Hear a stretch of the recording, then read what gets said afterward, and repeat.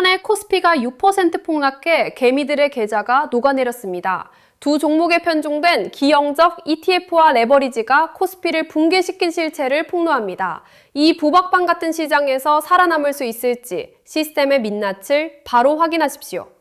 맛없는 주식 얘기 지금부터 좀 해보겠습니다. 참 주식 투자하러 새로운 분들이 많이 유입이 됐는데 지금 이 주식 시장에서 너무 힘들어서 다 빠져나갈까 봐 내가 그게 걱정됩니다. 맞아요.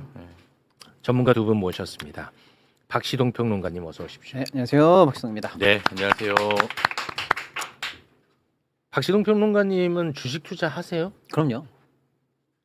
그럼 박시동 평론가님은 지금 굉장히 고점에서 지금 많이 떨어지고 있는데 네. 고점에서 팔았어요? 아니면은 저희처럼 지옥을 경험하고 있어요? 아니 만약에 진짜 네. 여기서 팔았다라는 답이 나오면 이거 지금 상황이 좀 복잡하게 돌아갈 수가 있거든요. 네. 이거는 어쩔 수 없이 저희가 또 체벌할 수밖에 없는 상황입니다. 사실인데 뭐 여러 유튜브나 아무튼 뭐 경제 관련해서 뭐 정보를 전달하는 것 중에서도 가끔 그런 데가 있어요. 계좌 딱 까면서 나 믿어라 이런 거 있잖아요. 예. 그거 다 가짜인 거 아시죠? 그것도 가짜야? 그 계좌 자체가 다 AI로 가짜로 만드는 거 많고요. 그래요? 예, 그것도 가짜야? 그럼요. 예. 그러니까 이제 제 말씀은 와. 진짜 중요한 건 뭐 어떤 경제 전문가든 누구든 그 사람의 메시지가 사실 중요한데 네. 저 사람 돈 많이 벌었대. 저 사람 따라하면 된대. 이건 다 가짜고요. 그러니까 예. 메신저를 믿으면 안 되고 메시지를 일단 챙겨 보셔야 되는데 네. 그나마도 이 메신저 관련해서는 사실은 맞았다고 쳐도 그게 거짓말이 아니라 쳐도 그 사람이 평생 매번 맞추는 건 아니잖아요. 그렇지. 아이 그런 게 어디 있어? 그럼요. 그럼 세상의 모든 돈이 그 사람 거지. 당연하죠. 그건 뭐 말할 것도 예. 없어. 그러니까 사실은 너는 어떻게 했냐? 네 거를 까봐라. 이런 말씀은 사실 좋은 말씀이 아니에요. 그런데 이렇게 일단 그렇게 어디가? 해놓고 피해가. 다만 근데 제가 이제 어제부터 사실은 엊그제 한 이틀 전에 이제 사실은 좀 비슷한 얘기를 하긴 했어요. 처음으로 방송에서. 왜냐하면 하도들 요새 힘들어하시니까 뭐 그래도 이제 방송을 통해서 시청자분들이나 투자자분들과 소통하는 사람 아닙니까 저는. 그렇죠. 그러니까 이제 사실은 뭐 결이 다르거나 너만 딴 세상에 있거나 그러면 안 될 거 아닙니까? 그렇죠. 그래서 이제 너는 너의 비유대로 너는 행동했느냐 뭐 이런 것도 좀 위로받고 싶어 하실 것 같아서 네. 솔직하게 말씀드렸어요. 어. 예, 저는 사실 규모가 큰 편이죠. 제가 뭐 푼돈으로 하는 사람은 아니지 않습니까? 그래요? 난 예. 몰랐어 그것도. 그래 돈이 많은 사람이에요? 상대적으로 예. 뭐 오, 20대 부자야. 이제 막 투자하시는 분들이 뭐 1년 모았습니다. 1,000만 원 이런 수준은 아닐 거 아닙니까? 예. 와 몰랐어. 어느 정도로 하길래? 나는 이 부자인지 몰랐어. 아예 부자 아니에요. 예. 예를 들어서 그런고 또 이 업계에 들어온 지 벌써 20년이 넘은 사람이잖아요. 와, 그래요? 네. 그런 어떤 얘기를 쭉 하면서 여러분들과 함께 하고 있다. 걱정하지 마시라는 차원에서 소통하는 차원에서 살짝 말씀드린 게 고점이 6월 17일이에요. 최근 단기 고점이. 그랬어요? 예, 9,100 넘어갈 때가 그때 6월 17일이에요. 와. 그날 이후로 한 주도 사고 판 게 없습니다. 저는 그런 말씀을 드렸습니다. 그래. 예, 그러니까 그때 이후로 너도 그럼 30% 빠졌네? 맞아요. 그래? 예, 근데 저는 왜 안 팔고 버티고 있느냐? 어. 그런 차원에서 말씀드린 거죠. 그래. 예. 그래서 저는 죽을 맛이네. 저는 그런 조금 위로가 되는 것 같은 죽을 맛이겠네. 그래서 야 제가 안 팔았으니까 나도 안 판다. 또 아까 이게 똑같은 인증 방식이거든요. 그렇게는 보지 마시고 그렇게 보는 차원, 소통의 차원으로 그런 볼게요. 차원이라고 그냥 말씀드리려고 소통의 깔고 차원으로 말씀드립니다. 볼게요. 좋았습니다. 네네네. 고맙습니다. 합격. 이거 맞습니다. 네, 그리고 이분은 이제 주식 투자가 허용되지 않는 분입니다. 박근영 부장님 오랜만입니다. 박수로 모시겠습니다. 네, 안녕하세요. 박근혜입니다. 네, 반갑습니다. 주식 투자가 허용되지 않는 분이잖아요. 허용됩니다. 그래요? 네, 대신에 신고를 하고요. 저희 회사에 신고를 하고 이제 계좌 매매에 대한 제한이 좀 있어요. 하루에 3번 정도밖에 매매를 못 하고. 투자를 하세요 그러면. 네, 그리고 뭐 연봉의 일정 부분 비율만 이제 할 수 있고. 할 조금 수가 있으면 있구나. 조금 우리 대표님처럼 그렇게 큰. 크진 수는 않고 아니고. 조금. 네, 조금 있습니다. 네, 알겠습니다. 일단 오늘 코스피가 어떻게 됐는지 잠깐 좀 보고 출발하겠습니다. 자, 6,820.60 마이너스 6% 이상 빠졌네요. 뭔지 모르겠어. 나는 어제는 또 엄청 오르더라고. 근데 오늘 또 엄청 빠지고. 등락폭이 너무 큰 거 나 아닙니까? 모르겠어요. 너무 힘들어 솔직히. 어떻게 해요? 뭐 그렇죠. 어제 좋았다 오늘 빠졌다 이게 뭐 어제 오늘 바뀐 게 뭐가 있을까 생각을 할 수 있지 않습니까? 네. 반도체도 그렇고 다른 섹터들도 마찬가지고 네. 하루 만에 뭐가 바뀌지? 이런 생각을 할 수밖에 없는데 그렇습니다.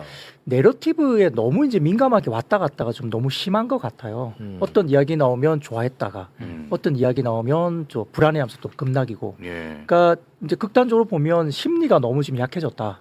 조그만 이야기에도 굉장히 급하게 움직이는 게 하루 만에 달라지는 건 크게 없는데 어떤 이야기가 나오면 너무 민감하게 반응하는 거는 조금 이제 민감한 센티가 좀 부정적인 센티 좀 그러니까 불안한 거죠. 그리고 개인들 투자 지금 시장에서 보면 아 이놈의 주식 그냥 올라오기만 하면 다 팔고 나가야지. 심리가 실제 그런 게 좀 많아졌다 볼 수 있고. 그럼 지금 뭐 현장에서. 스토리보다는 심리의 문제를 더 크게 예, 보시는군요. 그렇기도 하고 어제는 이제 또 반도체 부정적인 이야기가 또 나오기도 했어요. 그저께는 좋은 이야기 나오고 어제는 또 부정적인 이야기 나오고. 아유, 놀고들 있네. 그러니까 이게 뉴스 플로우에 따라 너무 왔다 갔다 합니다. 예, 그러니까 사람들이 지치는 거고 이 변동성이 지치니까 빠져나가고 예. 고객 예탁금이 140조 원까지 올라갔었는데 고객 예탁금이 110조 원 아래로 떨어졌거든요. 아, 30조 원 이상이 나가고 많이 떨어져 나갔네. 어제 뉴스를 보니까 예금으로 또 옮긴 게 또 많다. 아, 이런 그래요? 이야기도 나와요. 아, 진짜? 이제 안전자산이 중요하다고 네. 생각했나 그러니까 오늘도 보다. 금리 인상을 좀 했지 않습니까? 오늘 한국에서 한국은행이 네. 기준금리를 올렸어요. 네, 0.25% 올렸습니다. 0.25%. 예. 근데 그거는 우리가 뭐 예상했었던 거잖아요. 네, 맞습니다. 네. 근데 이제 그게 아무튼 뭐 너무 지치고 그리고 또 최근에 늦게 들어온 분들이 예. 이제 굉장히 좀 힘들어지고 이게 손실률이 보통이 아니고요. 고점에서 지금 뭐 얼마 안 된 시간 동안에 힘들어지니까 다들 지금 뭐 아우성이죠 현장에서는. 일단은 그러면 지금 시장 상황을 뭐 잠깐 설명을 좀 네, 좀 근본적으로 드려야 될 것 같아요. 왜냐면 근본적으로 오늘 퐁당퐁당하면서 오늘 왜 퐁이고 오늘은 왜 당이고 이걸 매일매일 소개하는 것도 의미가 있지만 네. 잠깐 조금 시스템적인 얘기를 좀 해야 될 것 네, 같은데요. 네. 시스템으로 가시죠. 네. 그 일단은 오늘 떨어진 이유는 좀 이따 한 번 더 설명을 드릴게요. 그래도 오늘 시황이 있으니까. 네. 그런데 삼성과 하이닉스 두 종목 합산 비율이 60이에요, 우리나라가. 네. 예. 그러니까 너무나 절대적이죠. 그렇죠. 뭐 이게 오르냐 그러냐가 아니라 벌어진 현상입니다. 네. 다른 종목이 망해서 그런 것도 아니고 우리가 뭐 투기판이 돼서 그런 건 아니고 두 종목이 워낙에 천문학적인 이익을 내다 보니까 앞서가는 측면이 좀 있어서 벌어져 놓고 보니까 너무나 집중도가 커진 상황이에요. 그리고 삼성이나 하이닉스를 들고 있는 종목. 그래서 야 내가 삼성이나 하이닉스를 못 사니까 너라도 들고 있어야 되겠다라고 하는 종목이 있어요. 삼성의 지분이 많은 회사들. 삼성물산, 삼성생명, SK스퀘어 이런 회사까지 사실은 같은 카테고리에 묶여 있다고 보면 아, 되죠. 네, 네. 요런 애들이 비중까지 합치면 훨씬 넘죠. 와, 그거까지 합쳐버리면 훨씬 그러니까요. 좋겠네. 이거를 우리가 그냥 제가 이제 이렇게 설명드려요. 어. 볼링에서 1번 핀이라고 말씀을 드립니다. 아, 1번. 네, 도미노나 볼링에서 1번 핀이라고 해볼게요. 음. 그래서 어떤 이유든 좋아요. 오늘 오른 이유든 내린 이유든 어떤 이유가 발동을 해서 1번 핀이 넘어져요. 그럼 1번만 넘어지면 돼요. 그렇지. 2, 3번은 각자 호재든 악재든 잘 살면 돼요. 합리적으로. 네. 근데 1번이 넘어지면 지금 우리 시장은 무조건 2, 3번이 같이 넘어집니다. 아. 1번 뒤에 이렇게 있기 때문에 넘어지면 두 개가 같이 쓰러져요. 아, 이게 뭐냐면 ETF입니다. ETF. ETF예요. ETF 우리가 많이 소개해드렸습니다만 과일 바구니라고 말씀드렸잖아요. 예. 그래서 심지어는 하이닉스가 오늘 떨어졌다. 그럼 삼성은 나하고 무슨 상관이야? 나는 괜찮아. 이럴 수 있잖아요. 예를 들어서. 근데 ETF에서 삼성 하이닉스 비중이 너무 높다 보니까 ETF는 삼성 하이닉스가 떨어진 만큼 그 전체 비중 내에서 얘네들이 차지하는 수익률만큼을 또 같이 움직여야 되거든요. 그러니까 그 과일 바구니에 있는 나머지 애들도 덩달아 팔려요. 같은 비중과 같은 네. 수익률로. 그러니까 나는 아무 문제가 없는데 1번 핀인 삼성이나 하이닉스 중에 하나만 넘어져도 나머지 과일 바구니 안에 있는 애들이 무차별적으로 빠져요. 무차별적. 같은 비율로. 아. 예. 그러니까 2, 3번이 같이 넘어지는 게 시스템이 된 겁니다. 그런데 거기까지만 해도 억울한 애들이 많은데 그러니까 왜냐하면 여러분이 갖고 계신 종목상 한번 열어보세요. 오늘 올라간대 그러면 너까지 올라가라고 하는 것까지 상관없이 전부 다 빨간불입니다. 오늘 빠진데 그럼 보세요. 얘까지 빠질 이유가 뭐가 있나 했으면 전부 다 파란색이에요. 아, 파란색이에요. 이게 바로 그 2, 3번 핀이 같이 넘어지는 겁니다. 아. 무차별성이라고 할게요. ETF 무차별성. 자, 그런데 여기 이제 우리 한 번 더 들어가면 레버리지 ETF 아시죠? 곱하기 네, 2짜리. 네, 지금의 그게 문제죠. 들어온 이유로는 이제 2, 3번이 넘어지면 마지막에 레버리지가 넘어지면서 레버리지는 곱하기 2씩 증폭을 시켜요. 그러니까 2, 3 뒤에 뭐예요? 4, 5, 6, 7, 8까지 넘어지죠. 아, 2의 제곱으로 넘어지는 거. 1 넘어니까 2, 2 넘어니까 4. 그래가지고 곱하기 2의 효과로 우리 시장에 다시 되돌림 증폭기가 작용돼요. 네. 여기까지는 시스템이에요. 그러니까 예를 들어서 뭐 트럼프가 뭐라고 했대. 미국이 무슨 일이 났대. 그럼 일본 얼마나 빠졌어? 대만 얼마나 빠졌어? 그럼 1, 2. 근데 우리는 8 이렇게 빠지잖아요. 네. 이게 무차별적으로 빠졌으니까 지수를 다시 한번 떨어뜨리고 아하. 무차별성 곱하기 2가 되니까 8씩 빠지는 거예요. 이게 지금 시스템이거든요. 자, 그렇기 때문에 사실은 오늘 왜 빠졌어요를 말하는 건 시스템을 빼놓고는 얘기가 안 돼요. 그러면 이제 다시 거꾸로 올라가서 1번 핀이 세워지면 2, 3이 같이 일어나요. 2, 3이 일어나면 4, 5, 6, 7, 8이 같이 일어나요. 예. 그러니까 8%씩 올라가는 날도 있고 10%씩 떨어지는 날도 있는 거예요. 맞아요. 전부 다. 네. 그러니까 이제 핵심은 이제 1, 2번 핀이 넘어지느냐 안 넘어지느냐가 시장 전체의 오늘 움직임을 좌우하게 되는 거죠. 네. 그러니까 어떤 이유로 1, 2번 핀이 넘어지든지 말든지 간에 또 어떤 이유로 그걸 세워내기만 하면 된다. 지금 현재 이런 상황이에요. 네. 그러면 때려 죽여도 1, 2번을 세우면 되는 거 아니야? 그렇지. 그런데 이제 1, 2번 중에서 지금 2번에 뭔 일이 났어요. 하이닉스. 뭔 일 났어? ADR이 상장이 됐잖아요. 그거 좋다며 또. 아니요, 그러니까 이제 그거 관련해서 이제 함수가 조금 복잡해졌다는 걸 이제 좀 말을 해야 될 상황인 것 같아요. 뭐냐면 처음에는 좀 단순했죠. 예를 들어서 국내에 있는 ADR은 아니 국내에 있는 SK 하이닉스 주식은 뭐 예를 들어 이 정도 평가 받는데 같은 주식이거든요. ADR은 네. 주식 맡기고 보관증 받는 거니까 음. 그냥 주식이라고 해도 돼요. 음. 미국에 있는 건 왜 이거보다 2배, 3배야? 그러니까 항상 이런 게 이제 우리 불만이었는데 근데 진짜 같은 주식이 미국에 가니까 한국 네. 주식은 늘 미국보다 저평가되는데 똑같은 게 미국에 있는 거잖아요. 그럼 걔가 이렇게 높게 평가받으면 당연히 본주랑 미국에 있는 주식이랑 키 맞추기를 하면서 견인될 거야. 견인하겠지. 요거까지는 우리가 긍정적으로 전망을 했는데 네. 요 최근에 어떤 일이 생겼냐면 우리나라 본주가 반도체 펀더멘탈로만 움직이지 않잖아요. 방금 말씀드렸죠. ETF 움직여, 레버리지 움직이고 하니까 앉은 자리에서 하이닉스가 엊그제는 15%가 빠졌어요. 말이 안 되지 않습니까? 장사 잘하고 있고. 그렇습니다. 아무 문제 없는 회사가 하루쯤에 왜 15% 빠져요? 말이 안 되는 일 한국에서 본주에서 딱 벌어져요. 그럼 미국에 있는 ADR이 거꾸로 한국에서 뭔 일 났냐? 이제 이게 역으로 이제 상호 관계가 밀접하게 연결이 되는데 네. 방금 말씀드린 레버리지도 어떻게 보면 파생 효과거든요. 네. 근데 미국에 있는 ADR에 어제부터 옵션 거래가 시작됐습니다. 이제 얘가 파생 밭으로 뛰어들었어요. 그리고 얘를 상대로 한 레버리지가 시작됐습니다. 레버리지 ETF가 곱하기 2짜리가 미국에서도. 그러니까 미국 애들도 1차 함수 더하기 빼기 9구단 하다가 2차 함수, 3차 함수 미분이 들어온 거예요. 미국에 있는 게. 우리 것도 현재 미분 상황이잖아요. 아까 얘기한 시스템이 굉장히 복잡하잖아요. 네. 그러니까 양쪽 다 편안하게 너 얼마 나 얼마 이렇게 키 맞추기만 하면 될 듯 이 정도의 함수였는데 나는 나대로 미분을 풀어야 되는 신사가 됐고 쟤는 제대로 미분을 풀어야 되는 신사가 됐고 그럼 너랑 나랑 서로 견주려면 맞추려면 이제 미분과 미분이 맞붙어야 되는 도대체 16차 함수를 풀어야 되는 상황인 거냐? 이 상황으로 현재 지금 빠지고 있다라는 거예요. 그래서 단순히 오늘 반도체에서 무슨 일 났어? 하이닉스 어때? 이 수준이 아니고요. 예. 굉장히 복잡한 함수 속으로 지금 시스템이 들어가고 있다라고 저는 말씀드리는 거예요. 자, 첫 번째 그래서 우리 본주와 미국 ADR 간에 양측 다 파생이 너무나 많이 엮여 있기 때문에 쉽게 양쪽의 흐름을 상호작용을 예측하기 어려운 미궁으로 빠지고 있다라는 게 하나고요. 그 ADR은 왜 한 건데? 일단 들어보시죠. 두 번째. 그렇게 생겼어. 아니, 왜 했어 그거를? 네, 두 번째 뭐냐면 우리는 그래도 몰라 우리는 펀더멘탈 위주로 합리적으로 거래할 거라고 하는데 외국인들이 우리나라 낮에 우리나라 현물과 우리나라 선물 가지고 하루 종일 포지션 가지고 장난을 쳐요. 이 함수도 처음에는 견딜만해서 굳이 이렇게 말씀 안 드렸는데 이제는 이게 조금 시스테믹하게 위험한 수준까지 왔어요. 장난질을 치기 때문에 펀더멘탈이 안 통하는 수준까지 가버렸습니다. 냅다 패다가 선물 올려놓고 선물 냅다 패놓고 뭐 현물 내려놓고 이런 장사를 지금 시스테믹하게 몇 달째 계속 하고 있는데 이제 이게 조금 통제 밖으로 벗어나면서 예. 본주를 너무 흐리는 수준까지 왔어요. 이 두 개지 또 이상한 문제죠. 세 번째가 뭐냐면 미국은 지금 쉬잖아요. 우리 본장 활동하는 거의 밤이잖아요.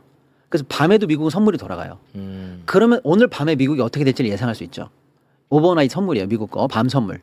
그게 우리 실시간 낮에 확인될 수 있잖아요. 그러니까 우리는 우리 거 하기도 바쁘고 ADR 어제 밤새 있었던 거 소화하기도 바쁘고 지금 우리 장에서 활동하고 있는 미국 선물 그러니까 외국인 선물 보는 것도 바빠 죽겠는데 미국에 있는 오늘 밤 선물을 예상하는 선물을 보고 지금 우리 시장을 맞춰야 되는 상황까지 함수가 또 바뀌었어요. 네.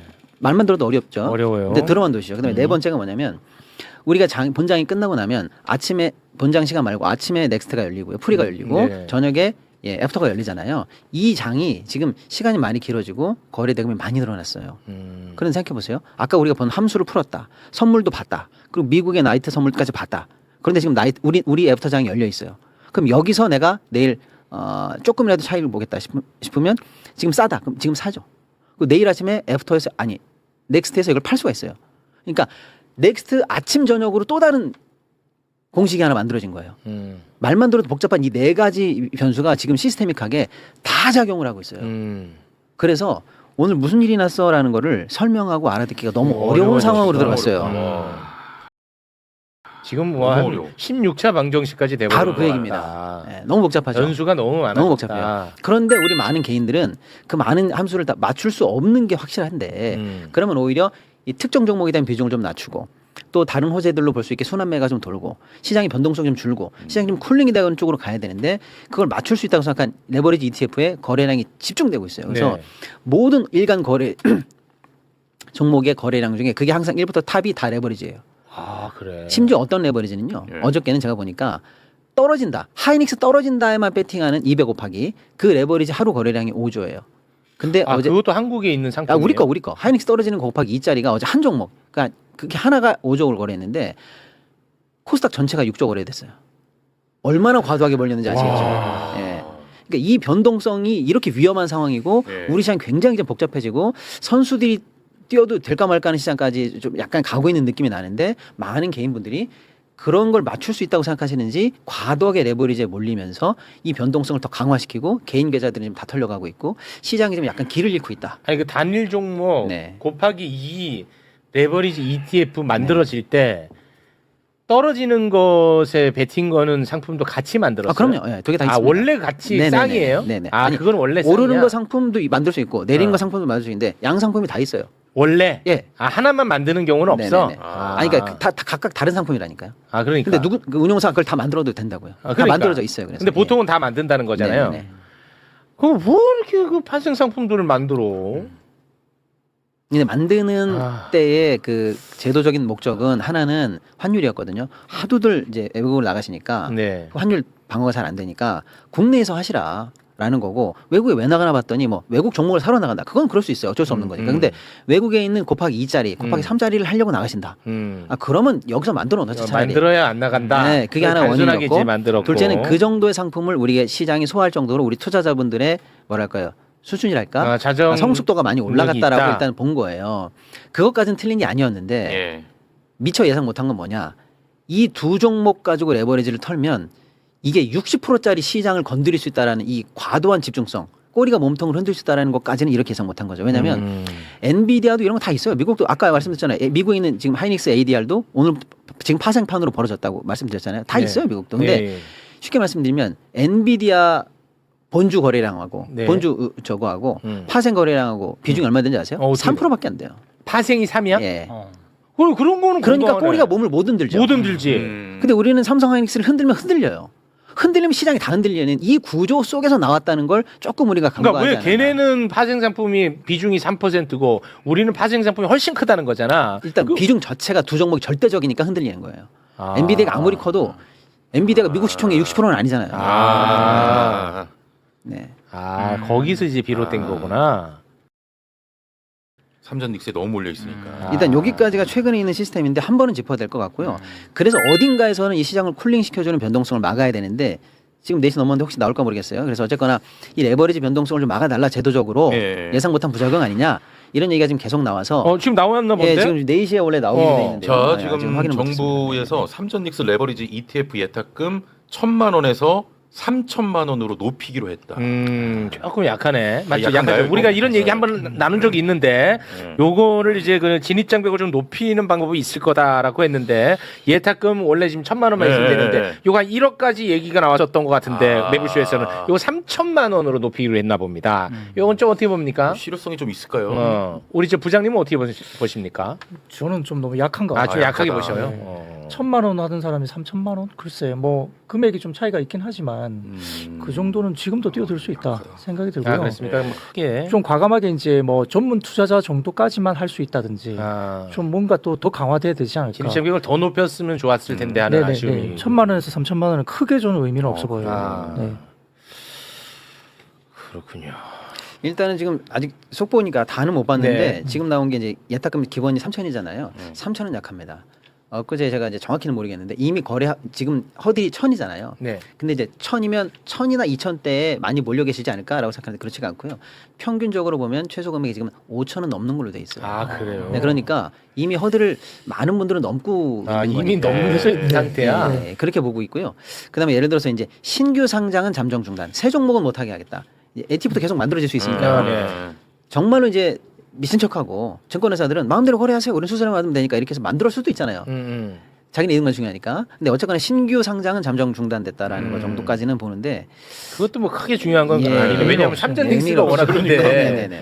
그거는 조금 아닌 것 같긴 한데요. 저는 아무것도 그다음에 모르긴 이제 하지만. 아직 좀 모르겠지만 교육을 더 엄격하게 하겠다고 하는데 얼마나 귀찮게 할지는 모르겠어요. 근데 진짜 엄격하게 하고 막 뭐 예를 들어서 뭐 교육을 막 합숙을 시키고 못하면 체벌하고 보내고. 예. 시험을 보고 막 점수가 나와야 되고 막 하면 빚내서 하면 두들기 패고 막 이 정도 아닌 이상 그게 네. 얼마나 싫을 근데 수 뭐 있을지. 1시간 하는 걸 2시간 한다든지 그건 뭐 의미 없어요. 이미 그 정도 가지고는 그건 전혀 의미가 없죠. 온라인 예. 온라인 접속해서 틀어놓기만 하면 되거든요. 아 온라인 교육이에요 네, 그것도. 네. 그건 좀 실효성 없어. 예. 보여요. 그리고 이제 ETF의 이 펀드 F가 펀드니까 펀드는 좌수로 거래하거든요. 근데 이걸 기본 1로 거래할 수가 있는데 기본 거래 단위를 좀 높여라. 그래서 한 번에 뭐 좀 무식한 얘기로 뭐 2,000원, 10,000원, 50,000원 뭐 이렇게 하지 뭐 이 수준이 아니고 한 번 넣을 때 예를 들어서 뭐 몇 번을 하씩 넣어야 된다. 이렇게 좀 까다롭게 하면 좀 무거워지겠죠. 예. 이것도 확 높여야 되는 지금 보니까 20자 정도로 올라가는데 제가 볼 때 이 정도 갖고는 조금 이것도 약해요? 조금 약해 보인다. 오히려 좀 실망을 많이 할 것 같은데요. 네. 제 생각에. 아 오히려. 네. 시장에서.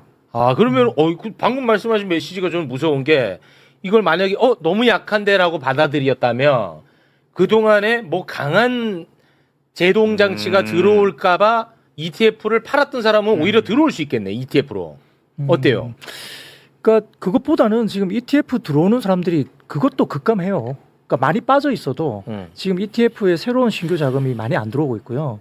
기존 있는 것도 이제 손실이 나기 시작했고 다행인 것은 ETF 거래 대금이 전체 시장의 50%가 넘게 ETF가 전체 하루 거래량의 거래 대금이 50% 넘었었거든요. 네네. 근데 어제자 기준을 보면 한 22%로 많이 ETF 떨어졌네. 거래 대금이 그건 좀 비중이 좀 다행이네. 줄었어요. 손실도 나기도 했고 신규 금액이 별로 안 들어오는 거예요. 많이 빠져 그래요? 있어도 있는 것도 나가고 그러니까 예탁금도 빠지고 ETF도 지금 이제 아주 그냥 염증이 생기는 거죠. 이쪽에서 너무 터지니까. 그래서 새롭게 안 들어오고 있는 것도 나가고 그런 것도 있는데 그래도 아직까지는 전체 절대 비중이 너무 크기 때문에 예. 아직은 좀 흔들림이 너무 심하다 볼 수 있기 때문에 오늘 저는 개인적으로는 그냥 제 개인 생각입니다만 대책으로 치기는 좀 저는 좀 너무 약하다. 약하게 보시는 이거 전 뭔 소리인지 하나도 모르겠는데 속보 나와서 바로 전해드릴게요. 전에 그냥 읽기만 해. 저 읽기만 할게요. 증권사 LP 괴리율 관리 의무 기준 3%에서 2%로 강화. 적정 괴리율 위반 시 운용사 신규 ETF 상장 제한. 네, 뭐 되게 어려운 얘기인데 크게 중요한 건 아니에요. 왜냐하면 LP 그러니까 펀드를 만들어 아니, 네. 그러니까 쉽게 말하면 이제 ETF도 펀드 아까 과일 바구니라고 했잖아요. 그럼 예를 들어 보세요. 과일 바구니 안에 이 양파 껍질 차하고 뭐 결명자 차, 호박차 이 두 개가 있잖아요. 그럼 요거가 1,000원, 요거가 1,000원이면 과일 바구니는 얼마가 돼야 정상이에요? 2,000원. 2,000원이거나 뭐 바구니 가격 더해가지고 2,100원 정도 되면 정상이잖아요. 네. 근데 이게 값이 올랐는데 과일 바구니가 값을 안 올리고 있어. 아니면 이게 값이 빠졌는데 과일 바구니 값을 안 내리고 있어. 이렇게 해서 이 안에 있는 실질 가치와 과일 바구니 가치 차이가 벌어지면 과일 바구니를 잘못 사거나 사고 파는 사람들이 떼돈을 벌거나 실수를 볼 수가 있잖아요. 마진을 많이 남길 이 수 괴리율을 있고. 줄이는 게 증권사의 의무예요. 여기 있는 것과 과일 바구니 합산 가격을 맞춰줘야 돼요. 그거 그런 게 똑바로 있어. 맞춰 그 뜻이에요, 사실. 그게 이제 원래는 넉넉하게 3%였는데 그거는 2%로 좀 강화했다는 거구나. 그 내용 이제 의미는 알아들었는데 그게 또 어떤 의미인지는 모르겠다. 너무 어렵다. 말은 알아들었는데 네. 그게 어떤 의미, 어떤 영향을 끼치는지는 잘 모르겠어요. 전체적으로 좀 실효성은 약간 낮을 것 같다 이런. 약간 거죠? 조금 죄송합니다. 뭐 이거라도 시장이 일단 빨리 적용이 돼서 예, 그나마 예. 조금씩이라도 일단 신속하게 변동성 줄이는데 해야 되겠고 우리 같은 사람들이 방송에서 뭐 별거 아니다 이래가지고 또 괜히 그렇지. 신뢰를 떨어뜨릴 필요는 예, 없어요. 그렇게 막 함부로 이거라도 얘기하면 안 일단 돼. 빨리 들어가서 조금이라도 시장의 변동성을 낮추는 데 도움이 되면 좋겠지만 다소 좀 더 봤으면 하는 어떤 이렇게 만약에 어차피 이게 지금 시장이 자유로 맡깁니다. 뭐 하다못해 뭐 그런 방향은 아니잖아요. 네, 그래도 그러면 뭐 대책이 할 거면 나왔다는 세게 거. 좀 했으면 하는 생각은 조금 아쉬움은 있습니다만. 알겠습니다. 자 그리고 또 혹시 뭐 짚어줄 네. 이슈 같은 게 있을까요? 또 뭐 조금 아쉬운 부분은 분명히 저도 있는 것 같고요. 네. 말씀하셨듯이 어차피 뭔가 이 조치를 취한다는 거잖아요. 그렇죠. 조치를 취하는 거면 좀 할 거면 처음에 좀 세게 했어야지 되지 않나 예. 그런 생각 좀 해보고 좀 무서워지는 게 이거 실망을 해서 더욱이나 시장이 좀 안 좋아질까봐 뭐 이제 아까 말씀하신 대로 뭔가 그래도 대책이 나온 것에 대해서는 우리가 뭐 폄훼할 필요는 없지만 좀 시장에 대해서 내일 좀 봐야 된다. 그 시간에도 지금 8시까지 거래가 될 텐데 이거 나온 뒤에 시간에 거래해서 시장의 반응도 긍정적일지 부정적일지 봐야 되거든요. 예. 8시까지 넥스트 거래가 되니까 그게 뭐 별로 그렇게 실효성이 없다 생각하면 또 효과가 이제 시장에서 별로 안 나타날 거다 이거 봅니다. 자, 그리고 이제 어제는 그렇게 좋았던 반도체가 하루 만에 뭐가 달라졌나 오늘 뭐 급락했으니까 좀 궁금하신 분이 되게 네. 많으실 것 같은데 예. 내용은 간단하게 이렇습니다. 자, 첫 번째로는 그 뉴욕주가 AI 데이터 센터 건립에 대해서 1년 정도 못하게 잠정적으로 좀 중단한다. 뉴욕이 주에서. 예. 그러니까 그게 첫 번째로는 수요 문제는 아니란 거예요. 수요 문제. 이게 수요가 문제돼서 이제 데이터 센터 건립이 안 되는 게 아니고 뭐 물도 부족하고 전력도 부족하고 뭐 인력도 부족하고 그다음에 사람들이 이제 또 약간 우리 동네에 데이터 센터 생기는 거 싫어. 그럴 수도 있고. 예. 그다음에 또 데이터 센터가 생기니까 전력을 너무 많이 쓰니까 모자라니까 가격이 올라가죠. 맞아요. 지역에. 싫어해. 예, 그러니까 전기력 올라가니까 이거 아. 이제 정치인들도 이제 이거 좀 부담이 되죠. 표가 있으니까. 그러니까 맘다니가 결정했어 이번에? 뭐 뉴욕 쪽의 시장에서 이야기를 했습니다. 시장이 맘다니 너 왜 그래? 만다니는 시장이고 뉴욕 주지사. 주지사. 아, 주. 네. 섭불리. 맘다니 미안해. 맘다니 미안해. 몰랐잖아. 나 지금 처음 듣잖아. 미안. 쏘리. 오늘 좀 화를 많이 내시던데. 예. 메시 화이팅. 메시 화이팅. 메시 화이팅. 예. 화를 좀 죽이시고요. 자, 그런 것도 있었고. 죄송합니다. 예. 그래서 일단 AI 데이터 센터 건립이 뉴욕에서 1년이나 연장돼? 그러면 거기만 그럴까? 다른 시도 다른 없이? 데도 그래? 뭐 이런 생각을 할 수가 있는 거죠. 이건 악재네. 계속 이제 유추가 되는 거잖아요. 예, 하나가 예. 시작되니까 이제 그게 다른 시는 일단 되진 않았는데 일단 뉴욕이라는 게 상징성이 있죠. 그렇지. 물론 트럼프는 거기에다 비난을 했습니다. 트럼프가 비난했어요. 예, 오. 아주 맹비난했고요. 왜냐하면 데이터 센터 건립이 이제 GDP에 영향을 주거든요. 데이터 센터를 건립하면서 고용도 생기고 그렇지. 그에 따라서 계속 뭐 돈이 투자가 되잖아요. 그럼 GDP가 올라가는데 그걸 막는다? 그렇지. 대통령 입장에서는 좀 화가 날 만하죠. 트럼프가 진짜 예. 지도자야. 그래서 굉장히 그거에 대해서 부정적인 이야기를 좀 하면서 아주 맹비난했습니다. 트럼프가 지도자야. 뭐 결과는 어떻게 될지 모르겠지만 일단 그런 게 하나 있고요. 두 번째로는 그 클라우드 업체 가운데 코어위브라는 회사가 있어요. 코어위브. 코이브는 초면이네. 코어위브라는 회사가 있는데 코어위브. 네, 코어위브. 코어위브. 예, 그런 회사가 있습니다. 예. 그 회사가 뭐냐면 그 마이크론이나 샌디스크나 이렇게 메모리를 사오잖아요. 근데 최근에는 이제 장기 공급 계약을 한다고 이제 메모리 회사들이 이야기를 하니까 네. 예를 들어서 뭐 가격을 계약하는데 현재가가 10원인데 뭐 한 9원이나 8월 정도로 이제 장기 공급 계약을 하고 그 가격에 이제 마지노선 하단이 있거든요. 그러니까 10원짜리를 한 9원 정도의 장기 공급을 하고 아무리 안 좋아도 8원은 마지노선을 지킬 거야. 이게 이제 장기 공급 계약의 구조가 될 수 있거든요. 그럼 아무리 떨어져도 8원은 무조건 줘야 되는 확보가 상황이 되는 되죠. 거죠. 예. 네. 그런데 메모리 가격이 만약에 그것보다 더 떨어지면 어떻게 하지? 이제 코어위브가 그 고민을 하는 거예요. 예를 들면 그러면 예를 들어서 7원까지 떨어지는데 장기 공급가를 해가지고 내가 8원을 무조건 줘야 돼. 손해지. 이렇게 되니까 그거 이상하잖아. 그냥 내가 7원에 사면 되는데 그렇게 되니까 뭘 생각했냐면 코어위브가 한다는 건 아니지만 고민하는 겁니다. 어떻게 고민했냐? 메모리 관련된 회사의 주식을 빠지는 데다가 투자를 해야지 라고 한 거예요. 메모리 가격이 그러니까 메모리 회사에 대해서 그 회사의 주가에 빠지는 것에 대해서 내가 배팅을 하겠다. 그러니까 뭐냐면 가격이 8원까지 이제 이게 아주 낮은 가격이 8원까지 줘야 되잖아요. 그럼 자기는 시장에서 7원에 사고 싶은데 못 사죠. 그러면 이제 비싸게 사는 거잖아요. 그렇죠. 그게 이제 본인은 손해라고 생각하는 손해잖아. 거죠. 예. 그러니까 그 메모리를 파는 회사에 대해서 메모리 가격이 빠지면 이 회사도 주가가 빠질 거니까 그 주가가 빠지는 거에 대해서 내가 배팅을 하겠다. 그걸 헤지 한다고 그러는데 네네. 그런 식의 아이디어를 고민하고 있다 나온 거죠. 그러니까 메모리 가격을 빠지는 거에 배팅을 한다고 생각하는 거예요, 사람들은. 그럼 그 회사들 주가가 빠질 걸로 생각하는 거죠. 그렇지. 10원 하던 게 7원까지 떨어지면 예. 메모리 회사가 주가가 떨어질 거야. 이 생각을 가지고 내가 이 계약에 대한 것은 건드리지 못하는데 그 메모리를 나한테 팔고 있는 회사에 대해서 주가를 떨어지는 거에 배팅을 하겠다. 그런 생각을 하고 그걸 고민하고 있다라는 이제 뉴스가 나온 거죠. 아니 그 지들이 그냥 자기들도 예상해서 그냥 고민하는 건데 네. 그게 무슨 뭐 악재인지 호재인지가 그게 성격 규정이 되는 거예요? 그러니까 그게 이제 심리가 굉장히 취약해졌기 때문에 그런 이야기가 나오니까 그러면 다른 회사들도 또 그런 식으로 가나? 하이퍼스케일러들이 예를 들어서 코어위브 말고도 이렇게 데이터 센터 관련된 컴퓨팅 파워를 하는 이런 회사들이 클라우드 회사가 뭐 이런 비슷한 생각을 호시해서 같이 갈 건가? 이것도 고민이 되는 거고. 이건 너무 억지다. 예. 이 소재는 이 재료라고 하나? 이건 네. 너무 억지다. 근데 이거는. 제가 볼 때는 이건 악재가 아니라 어떻게 보면 조금 저는 좋은 이슈라고 생각해요. 좋은 이슈로. 왜냐하면 예전에는 장기 공급 계약을 했을 때 파기하는 경우가 되게 많았거든요. 우리가 사갈게 공급 계약을 했는데 사가는 쪽에서 이거 가격이 더 떨어졌으니까 계약을 했지만 나 이거 못 지킬 거야. 계약을 파기해. 파기하고 뭐 위약금 좀 있는데 그냥 안 주고 왜냐면 관계 때문에 이제 반도체를 파는 쪽에서도 관계가 있으니까 굳이 그걸 가지고 뭐 위약금 내놔라 소송 가고 이렇게 안 했단 말이에요. 네네네. 그래서 그런 장기 공급 계약이 과거에는 안 지킨 사례도 많았기 때문에 최근에 장기 공급 계약이 나오니까 야 예전에 그거 했다가 안 지켜진 거 많은데 믿을 수 있어? 이런 반발이 되게 많았거든요. 근데 지금 이게 코어 이브가 지금 왜 이렇게 했냐를 보면 공급 계약을 못 깬다는 분위기예요. 그렇잖아요. LTA 해가지고 10원짜리가 8원 밑으로 갔는데 내가 7원에 떨어지면 내가 최선을 줘야 되는 8원은 줘야 되는데 옛날처럼 깰 수가 있는 거 아닙니까? 과거에도 깼으니까. 네네네. 지금 그걸 안 깨고 나 그걸 못 건드리고 못 건드리고 더 빠지는 것에 대해서 내가 이걸 감당을 해야 되니까 오히려 이제 그렇게 많이 빠졌을 때 이걸로서 내가 좀 보상을 받아야 되겠다 이런 생각으로 다른 방법을 찾은 거잖아요. 그렇죠. 그러면 그 LTA 공급 계약을 못 깨고 뭐 위약금이 엄청 세다든지 어떤 강제 구속력이 엄청 세다든지 그런 것으로 사실 해석을 해야 된다. 그렇지. 예. 그래서 그게 좀 제가 볼 때는 시장에서 그냥 단순하게 표면적인 걸 가지고 그렇지. 이제 뭔가 떨어진다고 생각하는 거 아니냐. 그래서 이것은 악재라 보기엔 좀 애매하다. 그런 겁니다. 그럼 예를 들면 이제 유가가 막 올라가잖아요. 유가가 막 올라가요. 네. 그래서 유가 올라가는데 나중에 빠졌어요. 거기에 대해서 그럼 어떻게 해지할 거냐 그렇게 생각하는 거 아닙니까?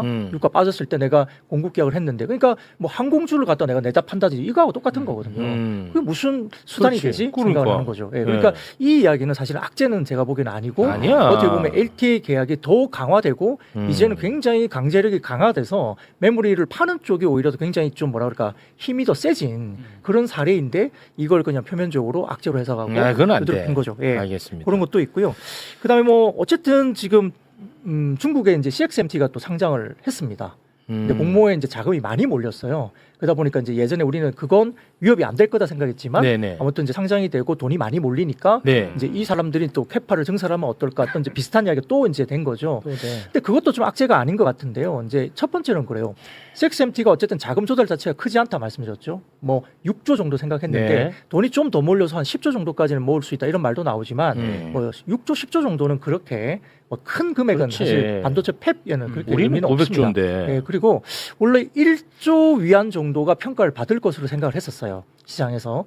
근데 실제 평가는 5,700억 위안 정도로 굉장히 밸류가 낮게 이제 상장이 되는 걸로 네. 결정이 됐습니다. 그래서 그걸 보면 CXMT가 굉장히 공격적이고 위협적이면 시장에서 위협적이면 1조 위안 이상으로 평가를 받았을 텐데 평가 자체가 5,700억 위안 정도로 낮게 형성되다 보니까 네. 그래서 아마 좀 돈들이 더 많이 몰린 것도 있어요. 1조 위안 생각했는데 5,700억 싸네. 위안? 싸네. 그래서 돈이 몰린 거죠. 그래서 조금 더 몰린 건 맞는데 네. 그렇다면 평가가 마이크론을 위협할 건가? 삼성전자 위협할 건가? 하이닉스 위협할 건가? 그걸 보면 왜 평가가 떨어졌지?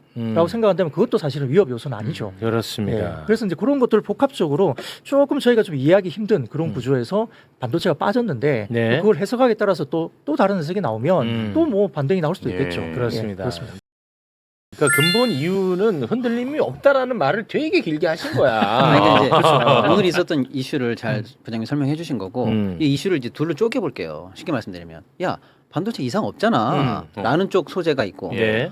걱정이야 라는 소재가 있다고 쳐볼게요. 그럼 네. 이 둘 간의 대결 vs 이렇게 놓고 한번 생각해 보세요. 반도체 이상 없어 라고 하는 게 뭐냐면 ASML이라고 하는 반도체 만드는데 가장 중요한 최첨단 노광 장비를 만드는 회사가 있어요. 네덜란드 회사. 네덜란드 그 네, 윤석열이 갔던 바로 그 곳입니다. 회사입니다. 네. 걔네들은 한 대에 막 수천억에서 조짜리 이 기계를 만들어요. 그거 누가 사요? 삼성, 하이닉스, TSMC, 인텔 뭐 이 정도만 삽니다. 지금 중국에는 안 팔고 있으니까요. 그럼 얘네들이 계속 흑자를 내고 앞으로 흑자를 더 낸다는 건 뭐예요? 얘네들 기계를 받아서 반도체를 만드는 회사들이 계속 지금 장비가 필요하다는 뜻이잖아요. 그렇죠. 얘네들이 어저께 실적 발표를 했는데 어마어마한 어닝 서프라이즈가 나왔고 앞으로 캐파를 더 늘려야 되고 지금 뭐 난리다 이런 식으로 좋은 얘기를 했죠. 예. 이게 좋은 얘기죠. 네. 그다음에 조금 전에 TSMC가 2분기 실적 발표를 했는데 우리가 다 알고 있는 것만큼 서프라이즈가 또 나왔어요. 또 나왔어. 나 잘 파는데 문제 없어. 이렇게 또 얘기를 했어요. 음. 다 이게 뭐예요? 반도체 이상 없고 AI 생태계 이상 없다라는 쪽에 소재들이 이렇게 이만큼 잔뜩 쌓여 있단 말이에요. 근데 반대쪽으로 해석할 수 있는 게 아까 이제 부장님 설명해 주신 것처럼 가만있어 보자. 중국에 있는 메모리 애들이 상장을 하는데 이번에 돈 얼마나 땡기나 봤더니 한 6조 땡긴대. 야 그거 가지고 뭐 공장이라도 짓겠어.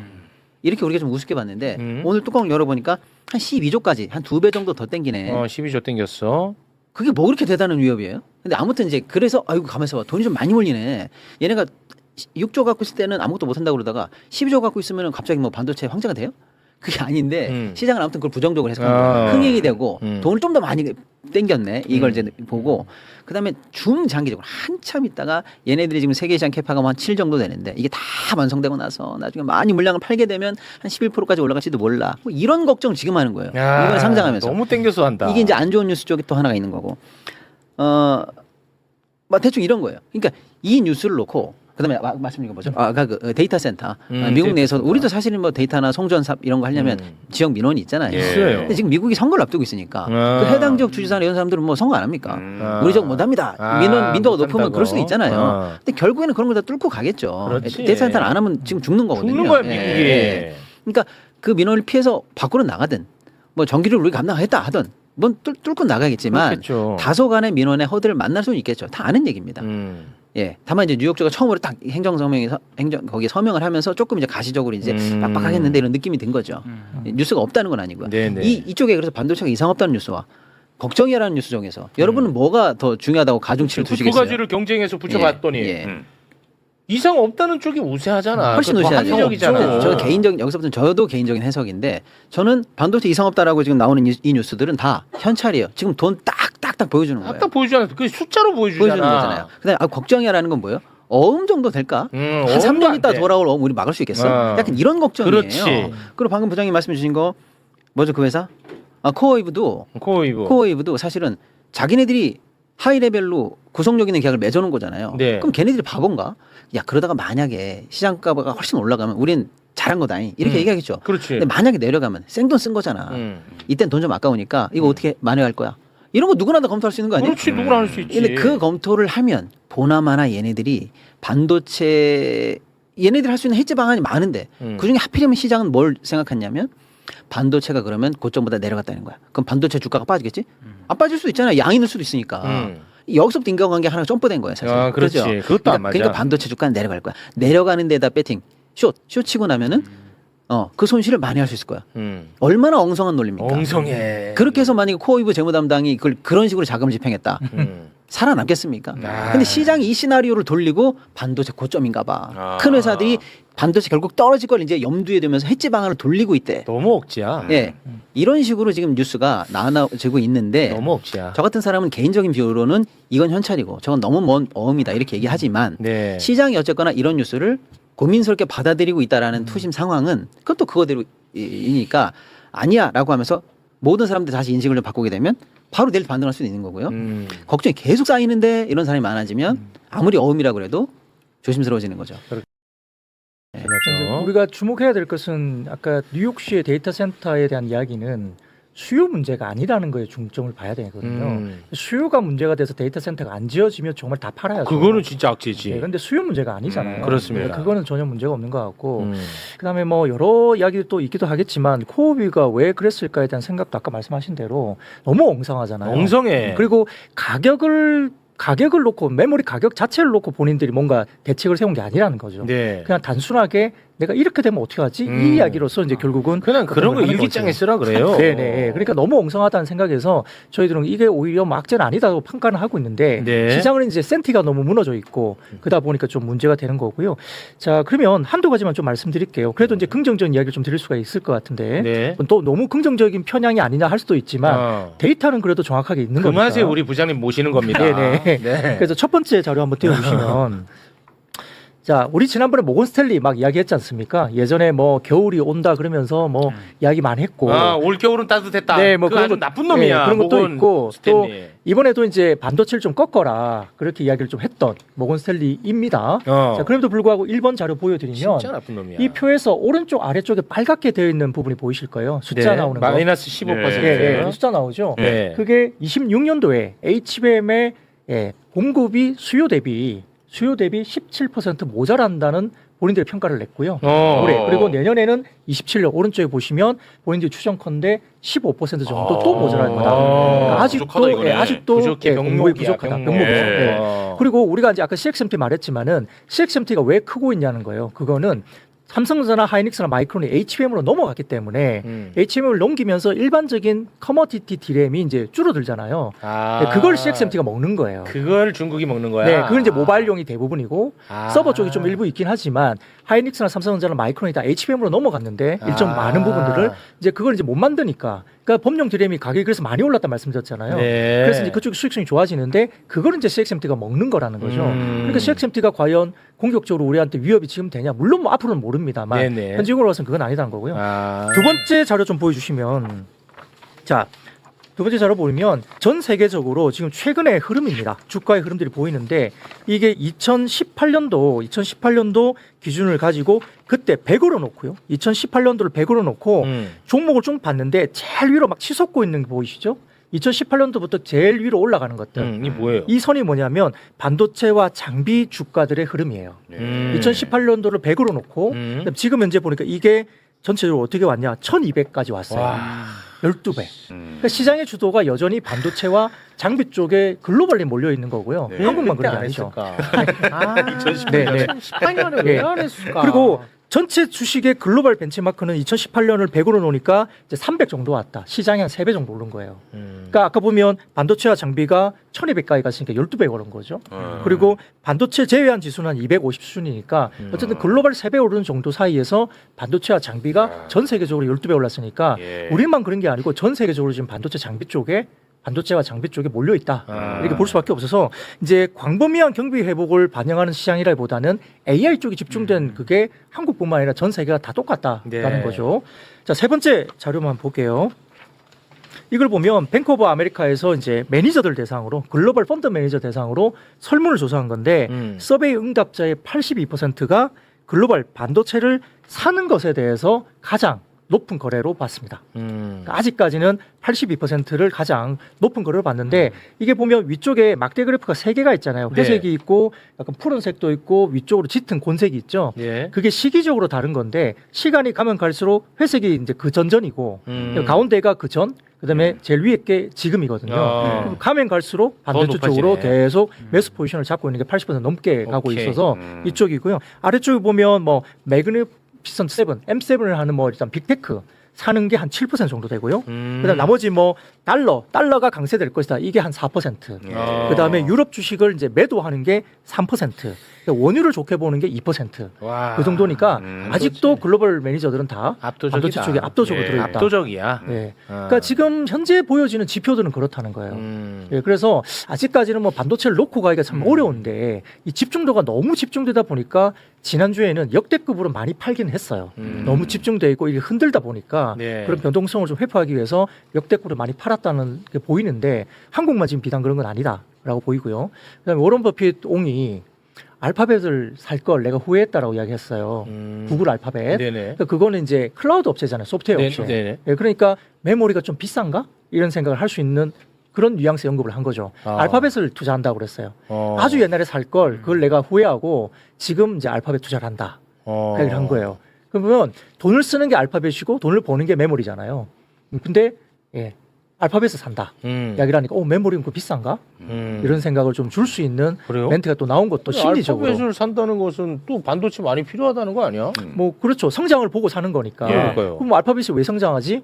AI로 성장하는 거잖아요. 네. 그렇게 보면 그것도 그렇게 해석하는 것도 틀린 거죠. 예, 그렇긴 한데 약간 AI 버블을 좀 자극할 수 있는 뉘앙스로 들렸다고 이제 평가를 하는 거니까 이것도 사실 어떻게 생각하냐에 따라 다른 거죠. 그렇습니다. 주가 오르면 긍정적으로 판단하겠죠. 네. 빠지니까 그걸 가지고 또 뭐 부정적으로 판단하는 게 이제 약간 후행적인 판단이긴 한데 그런 이슈도 좀 있었다. 네. 이것도 시장에 말씀드릴 수 있습니다. 알겠습니다. 자, 일단 파다 여기서 좀 진짜 마무리를 한두 지을까 가지가 하는데 두 분에게 단도직입적으로 하나 여쭤보겠습니다. 앞으로 뭐 언제가 될지 모르겠지만 고점에서 지금 많이 빠진 상태인데 이거 다시 회복될 거라고 보십니까? 아니면 예전만큼 그렇게 회복되기는 어려울 거라고 보시는지 그것만 듣고 마무리 짓겠습니다. 답은 정해져 있습니다. 다음 출연도 이 대답으로 결정. 그런가요? 네. 아니 굴하지 않고 제 의견을 드리겠습니다. 네, 의견을 주세요. 출연 자체가 문제는 아니고 네. 우선은 4번 그림 한 번만 볼까요? 그러면 4번 그림. 이제 보면 이제 점이 엄청 많이 돼 있잖아요. 점이 막 찍혀 있어요. 4번 그래 보시면 오른쪽 가로축은 ROE 돈을 버는 거라 생각하시면 됩니다. 돈을 버는 네, 거. 오른쪽으로 가면 갈수록 돈을 많이 버는 거죠. 그리고 이제 세워지는 Y축을 보시면 그거는 올라가면 올라갈수록 밸류 배수를 높게 받는 거예요. 올라가면. 네. 그래서 보면 이렇게 좀 네모난 게 이렇게 추세가 그려져 있잖아요. 그러니까 많이 벌면서 이제 그러면 밸류를 높게 받는 그런 식으로 계속 추세가 적혀 있어요. 근데 지금 이렇게 화살표가 되면서 현재 구간으로 된 그 점이 보이시죠? 네. 그 추세 이탈되면서 밑으로 확 떨어져 있죠. 미치겠네. 그러니까 많이 벌면서 배수를 못 받고 있는 거예요. 그 현재 그 구간인 거죠. 그럼 정상화되려면 일반적인 역사적인 추세로 들어가려면 지금보다는 배수가 높아져야 되고 그렇지. 지수는 올라가야 되는 게 정상적인 거죠. 네. 이 흐름으로 보면. 그럼 이 그래프가 우리에게 알려주는 것은 지금 현재 주가가 저평가돼 네, 있다는 절대 저평가 영역에 와 있다고 형성이 되는 거죠. 그렇지. 오케이 됐고. 아유 예. 불안불안하다. 방송 출연과 전혀 상관없는. 예. 저는 지표로서 말씀드리는 겁니다. 제가 무슨 뭐 주가가 저평가. 있다. 저평가. 네. 무슨 말인지 알겠지? 네네네. 저평가. 제가 뭐 다음 주 월요일 나오려고 일부러 드린 이게 자료로서. 네. 우리 박시동 평론가님. 네, 뭐 저도 큰 틀에서 전혀 문제 없다. 음. 저는 뭐 대세 상승기 아직 한참 멀었다 끝나려면 이렇게 아. 생각하고 있습니다. 네. 다만 지금 고점 대비해서 30% 정도 하락한 상황에서 계속 조정 국면을 지나고 있잖아요. 그렇습니다. 근데 우리가 지금 목격하는 게 너무 지나친 집중도와 변동성 때문에 다소 힘들다라는 거잖아요. 예를 들어서 아까 얘기한 것처럼 우리 회사 큰 계약단 했어요. 우리 회사 배수주 받았습니다. 뭐 이런 좋은 호재가 있는 회사들이 엄청 많은데 1번 핀 삼성 하이닉스 무너지면 그게 다 사라져 버려요. 그러니까 우리 시장이 이 무차별성을 좀 극복해야 되거든요. 네. 그래서 드릴 말씀은 이 조정 국면 안에서 네. 우리 뭐 제도적으로도 바뀌어야 되겠습니다만은 많은 분들도 여기서 더 힘 있는 회사들 앞으로 내가 순환매를 좀 하면 다음번 정도로 좀 나눠서 살 만한 회사들 이렇게 좀 네. 두루두루 봐서 알겠습니다. 시장이 좀 집중도를 조금만 누그러뜨린다면 오히려 올라갈 때 더 건강하게 올라갈 수 있다 이렇게 보고 있습니다. 저 지금 깜짝 놀랐어요. 시계 네. 보고 4시 40분인가? 네. 여기서 마무리 짓겠습니다. 예, 예. 두 분 들어가세요. 들어가시고 저희는 광고를 좀 보고 와서 영화 이야기 나누겠습니다. 큰일 나. 너는 왜 말을 안 해?